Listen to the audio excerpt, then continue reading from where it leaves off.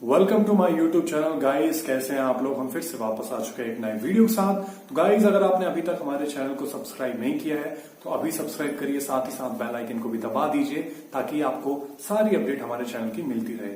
हम अक्सर न्यूज के बहुत सारे वीडियोस अपने चैनल पे अपलोड करते रहते हैं, तो आप हमारे चैनल को सब्सक्राइब करेंगे तो आपको सारी अपडेट मिलती रहेगी। चलिए गाइस, वीडियो का मेन हिस्सा शुरू करते हैं। मैं आपको मिलता हूँ वीडियो के आखिरी में।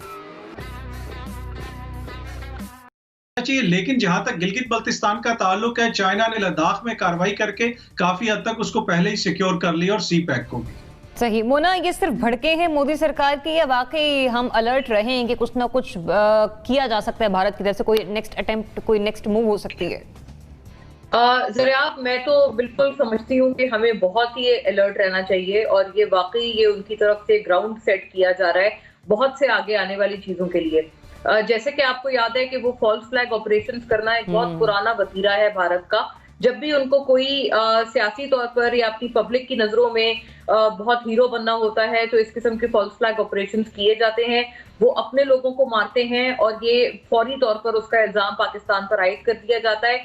हमेशा जो भी फॉल्स फ्लैग ऑपरेशन हुआ है उसके बाद हमने देखा है कि एक इस किस्म का बहुत अफसोसनाक किस्म का एक वाकया या तो पाकिस्तान में हो गया है या फिर हमने उसको फॉइल कर दिया है, लेकिन उनकी तरफ से एक बहुत घटिया कोशिश की गई है।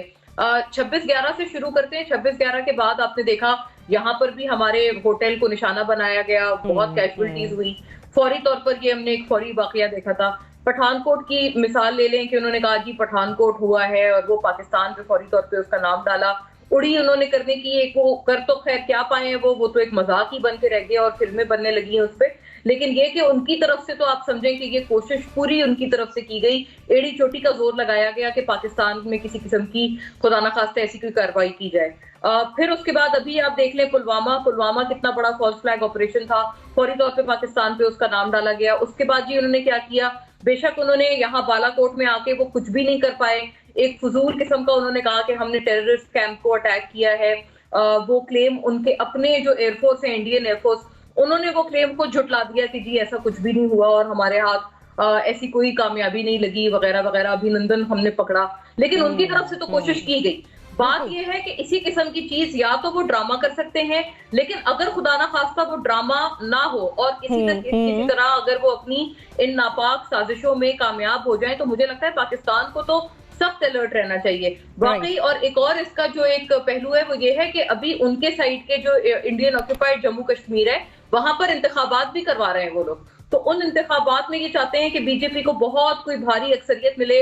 आपको पता है वो एक नाम के और मजाक होगा इंतखाब के नाम पर वो और डेमोक्रेसी के नाम पर, लेकिन फिर भी वहां पर भी वो एक ड्रामा स्टेज करना चाहते हैं अपनी पॉलिटिकल बेस को स्ट्रॉन्ग करने के लिए। तो ये वो रीजन भी एप्लीकेबल है यहाँ पे जो पुलवामा। चले मैं आप ही का पॉइंट लेती हूँ कि वो वहां पर भी चूंकि पॉलिटिकल एक्टिविटीज जरा उनकी बूम पर है, शायद उसका भी वो एडवांटेज लेना चाह रहे हो। देखिए सब नरेंद्र मोदी के पास आज तक सिर्फ एक ही ट्रम्प कार्ड रहा है, वो ये है कि पाकिस्तान के खिलाफ दहशतगर्दी का बयानिया मजीद स्ट्रॉन्ग किया जाए। ज़रिया बिल्कुल आप देख लें कि इंडिया में आप पाकिस्तान मुखालिफ सेंटीमेंट्स को बेच के तो उसको बड़ी अच्छी तरह कैश कर लेते हैं, बेशक वो सियासी मैदान हो या बॉलीवुड की मूवीज़ हो। जिस बॉलीवुड की मूवी पाकिस्तान के ख़िलाफ़ बनती है वो बॉक्स ऑफिस पर हिट हो जाती है। तो इन्हीं सेंटीमेंट्स को जो है वो मोदी साहब कैश कराना चाहते हैं। लेकिन आप ये देखें कि जो एक शाइनिंग इंडिया का इमेज जा रहा था और मोदी साहब बड़ी ऊँची परवास कर रहे थे, उनके पर जो है वो हमारे प्राइम मिनिस्टर इमरान खान ने बड़ी ज़बरदस्त तरीके से काटे। और जो प्राइम मिनिस्टर इमरान खान साहब ने उनका नाजीइज्म और हिंदुत्व का जो उनका करैक्टर था वो जब सामने लाए हैं तो ये वही मोदी है जो दिन की रोशनी में तो पाकिस्तान के खिलाफ तकरीरें कर रहा होता है, लेकिन रात के अंधेरे में आपको बड़ी अच्छी तरह पता है कि रात के अंधेरे में ये मैसेजेस भिजवा रहा होता है कि प्राइम मिनिस्टर इमरान खान से कहें कि ज़रा हमारे पे हाथ हौला रखें। तो हमारी हुकूमत ने उनको बिल्कुल बहुत सही तरीके से काउंटर किया गया। बिल्कुल सी पैक जो है वो इनको एक आंख नहीं मारा, इनके आंख में एक कांटा है। और इन्होंने कोशिश की थी लद्दाख में इस तरह की हरकत करने की और इन्होंने चाइना को भी इसमें इन्वॉल्व करने की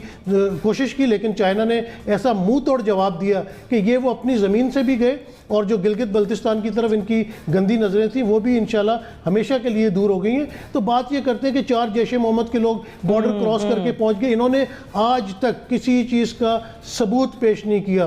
ये इनको जो अगर आप बॉर्डर्स जाके विटनेस करें, उन बॉर्डर्स में से तो आजकल पाकिस्तान और इंडिया के दरमियान चिड़िया पर नहीं मार सकती। तो ये कहाँ से लोग जो है इतना बड़ा बॉर्डर क्रॉस क्रॉस करके चले जाते हैं। ये तो आजकल पॉसिबल ही नहीं है, जबकि हमारे पास एक जीता जागता दहशतगर्द कुलभूषण सबूत के तौर पे मौजूद है, जिसने खुद कहा कि मैं दहशतगर्द कार्रवाइयाँ बलूचिस्तान में रॉ के कहने पे करता था और इनका हाजिर सर्विस ऑफिसर था। और हमने दुनिया के सामने जो है वो सबूत पेश किया। और पिछले दिनों जो DG ISPR और हमारे फॉरेन मिनिस्टर शाह महमूद कुरैशी साहब ने डोजियर पेश किया है, उसमें इंडिया की जो हरकतें हैं वो सामने दुनिया के लेके आए, लेकिन दुनिया की आंखें नहीं खुलती। दुनिया को जो है वो कश्मीर का लॉकडाउन नजर नहीं आता। इंडिया की जो एट्रोसिटीज है, जो अकलियतों के साथ इंडिया के अंदर सलूक हो रहा है, वो किसी को नजर नहीं आता। पाकिस्तान में अगर कोई छोटी सी भी बात होती है तो उसको मीडिया मतलब आप कह रहे हैं कि भारत की गीदड़ भभकी हैं, इसके अलावा इन तिलों में तेल नहीं है। जैकब खान साहब भी सिद्दीकी साहब ने बड़ा अच्छा पॉइंट यहाँ पर रेज किया था कि जो कह रहे हैं कि बॉर्डर क्रॉस करके 4 दहशतगर्द जा रहे थे। सिक्योरिटी के हवाले से अगर हम बात करें तो 3 से 4 सिक्योरिटी लेयर्स हैं, एक बहुत लंबा फासला है जिसको क्रॉस इतनी आसानी से नहीं किया जा सकता। बिल्कुल आप ठीक कह रही हैं, लेकिन ज़रा इस तस्वीर का ज़रा दूसरा रुख भी आप देखिए। आपको पता है इस वक्त जिस वक्त हम ये बातें कर रहे हैं तो कश्मीर में क्या हो रहा है। कश्मीर के हज़ारों गुज्जर, हज़ारों खाना बदोश चरवाहे जो सदियों से जंगलों में रहते हैं, अपने रेवट चराते हैं, इस वक्त उनके घरों को मिसमार किया जा रहा है, उन्हें जंगलों से निकलने पर मजबूर किया जा रहा है, उनकी तर्ज ज़िंदगी को ख़त्म किया जा रहा है, उन्हें गरीब बनाया जा रहा है, इसलिए कि जंगलात को सरकारी ज़मीन के तौर पे साफ़ करके वहाँ इसराइल जैसी कॉलोनियाँ बनाई जा सकें, वहाँ पे आबादकारी की जा सके। और आपको यहाँ से एक छोटा सा मामूली सा बयान भी नज़र नहीं आया होगा। क्या कश्मीर में जो कुछ कश्मीरी अवाम के साथ होता है वो पाकिस्तान के ख़िलाफ़ नहीं होता? कश्मीरी तो पाकिस्तानी हैं, चाहे वो मकबूजा कश्मीर में रहते हों या आज़ाद कश्मीर में रहते हों। मकबूजा कश्मीर में रहने वाले कश्मीरी 1 साल से जेल में हैं। हम क्या कर पाए हैं? पाकिस्तान की फ़ॉरेन पॉलिसी को उसने जिस तरीके से इन्फ्लुएंस किया है अपनी माशी ताकत को इस्तेमाल करते हुए, आज हमारे दोस्त हमारे साथ नहीं हैं। हम OI जैसी तंजीम से एक मामूली करारदाद नहीं पास करवा सकते। जिस तरीके से उसने दहशतगर्दी का नैरेटिव हमारे ख़िलाफ़ इस्तेमाल किया है, उसी के नतीजे में FATF का तौक जो है वो हमारे गले में है। अभी बारक ओबामा की किताब का जिक्र हुआ। बारक ओबामा की किताब में 52 दफ़ा पाकिस्तान का जिक्र है और 52 की 52 दफ़ा दहशतगर्दी के हिसाब से। 10 साल का अमरीकी सदर, जिसके साथ वो मुल्क जिसके साथ हमारे करीबी ताल्लुकात है, दहशतगर्दी के अलावा किसी हवाले से पाकिस्तान के बारे में बात ही नहीं करता। ये तो पाकिस्तान का दहशतगर्दी के साथ जो एक लिंक बना दिया गया है, जिस नैरेटिव में हम फंस गए हैं। और हमारी हालत क्या है? हम खुद को मुबारकबादें दे रहे हैं। भाई हमें पता है हमारा दिफा मजबूत है, वो इधर तो नहीं आ सकता, पाकिस्तान पे हमला तो नहीं कर सकता, पाकिस्तान की 1 इंच ज़मीन भी नहीं ले सकता। हम उसको जवाब दे सकते हैं, लेकिन अपनी ज़मीन पर जो हमारे लोगों के साथ कर रहा है, उसके कब्ज़े में जो हमारी ज़मीन है, वहाँ पे जो कुछ हो रहा है। तो दोस्तों यहाँ पर वीडियो का होता है दी एंड। आप यहाँ से वीडियो छोड़कर जा सकते हैं। आपको वीडियो सुनकर क्लियरली पाकिस्तानियों की फ्रस्ट्रेशन का अंदाज़ा लग गया होगा। पाकिस्तानियों को मोदी जी के ट्वीट के बाद जो आग लगी है वो सीधी सीधी आपके इनके शब्दों में देख सकते हैं। इन्होंने क्या क्या बोला है। इन्होंने पुरानी बातें भी रिपीट की है कि मोदी पाकिस्तान सेंटीमेंट इंडिया में बेचता है, उसे इलेक्शन जीतना है। अब इन बेवकूफ़ों को कौन समझाए कि भारत एक इतना बड़ा देश है जहाँ पे हर 1 साल या 6 महीने में कोई ना कोई स्टेट में इलेक्शन होते रहते हैं। और बीजेपी भारत की एक बड़ी पार्टी है जिसको डेफिनेटली इलेक्शन में पार्टिसिपेट करना पड़ता है, लेकिन इन्हें एक ही तरीके का रट्टा पता है तो वो वही रट्टा रटते रहते हैं। और इस बार भी उन्होंने वही रट्टा रटा है।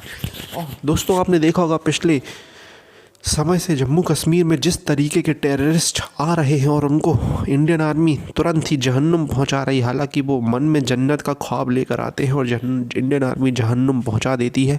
जितने हथियार पकड़े गए हैं उसे देखकर आपको क्लियरली समझ में आ रहा होगा कि पाकिस्तान के जो टेररिस्ट हैं वो बहुत बड़ी प्लानिंग कर आ रहे हैं, लेकिन हर बार उनका प्लान फेल हो रहा है। और भारत इसे इंटरनेशनली उठाता रहता है कि भैया देखिए पाकिस्तान की तरफ से टेररिस्ट आ रहा है। इस बार पहली बार ऐसा कुछ हुआ कि मोदी जी ने ट्वीट किया है पाकिस्तान का नाम लेकर, तो ये शायद डेफिनेटली कुछ सीरियस बात थी। लेकिन पाकिस्तान डेफिनेटली एक नॉन सीरियस कंट्री है जिसे क्या लेना देना। वो जो टेररिस्ट हैं टेररिस्ट ही रहेंगे, तो उन्हें कुछ फ़र्क नहीं पड़ता। उनके 2 टेररिस्ट मरेंगे, उनके यहाँ 4 और पैदा होंगे। आपको पता है पैदा करने में तो ये लोग माहिर हैं। आबादी भी अच्छी खासी है, हालांकि हिंदुस्तान की भी कुछ कम नहीं है। तो चलिए दोस्तों, वीडियो कैसा लगा चैनल को सब्सक्राइब करें, वीडियो को लाइक करें, कमेंट बॉक्स में अपने सुझाव शेयर करना ना भूलें। धन्यवाद दोस्तों।